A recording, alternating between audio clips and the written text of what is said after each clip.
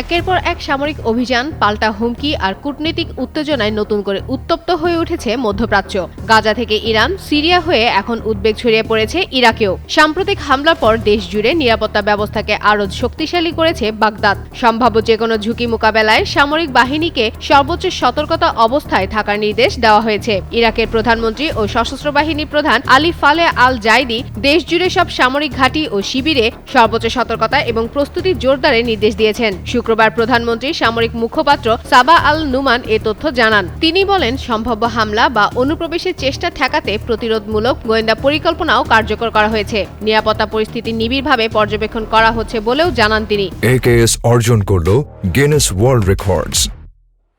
AKS এর আগে গত 29 জুলাই যুক্তরাষ্ট্র ও সৌদি আরব ইরাকে পপুলার মোবিলাইজেশন ফোর্সেস PMF এর বিভিন্ন অবস্থানে হামলা চালায়। ওয়াশিংটন ও রিয়াদের দাবি, এসব গোষ্ঠী মার্কিন বাহিনী ও সৌদি আরবের জ্বালানি স্থাপনায় ড্রোন হামলার চেষ্টা করেছিল। পরে PMF এর দাবি, ওই হামলায় তাদের 20 জন সদস্য নিহত এবং 32 জন আহত হয়েছেন। হামলার পর ইরাকের জাতীয় নিরাপত্তা পরিষদ ঘটনাটিকে দেশের সার্বভৌমত্বের লঙ্ঘন বলে নিন্দা জানায়। একই সঙ্গে ভবিষ্যতে এমন পরিস্থিতি মোকাবেলায় একটি সমন্বিত নিরাপত্তা পরিকল্পনার অনুমোদন করা হয়। বাগদাদের দাবি, অভিযানের বিষয়ে তাদের আগে থেকে কিছু জানানো হয়নি। তবে শুক্রবার জারি করা সামরিক সতর্কতার সঙ্গে ওই হামলার সরাসরি সম্পর্ক রয়েছে কিনা সে বিষয়ে সরকার কিছু জানায়নি। কতদিন এই সতর্কতা বহাল থাকবে বা এর পিছনে নির্দিষ্ট কোনো হুমকি রয়েছে কিনা সেটিও স্পষ্ট করা হয়নি।